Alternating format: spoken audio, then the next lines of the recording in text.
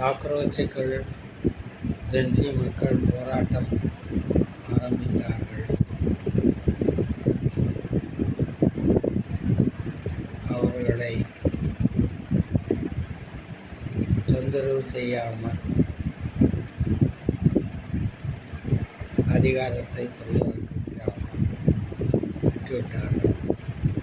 ஏனென்றால்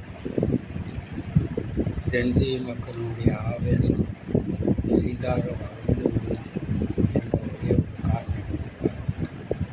ஆனால் பாஜக என்ன செய்தது என்றால் அதிகாரிகளை சூறையாடினார்கள். அதிகாரிகள் மந்திரியினுடைய எண்ணத்தை பிடிக்கும்படித்தான் எல்லாம் செய்வார்கள். இப்பொழுது மந்திரி தப்பித்து கொண்டார், அதிகாரிகள் தான் மாட்டிக்கொண்டார்கள்.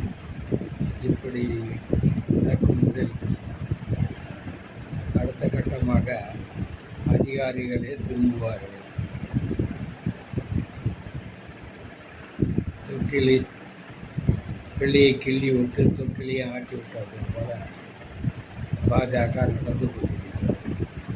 என்ன இருந்தாலும் அதற்கு ஒரு தீர்வு கிடைக்கும், மக்களுக்கு நியாயம்.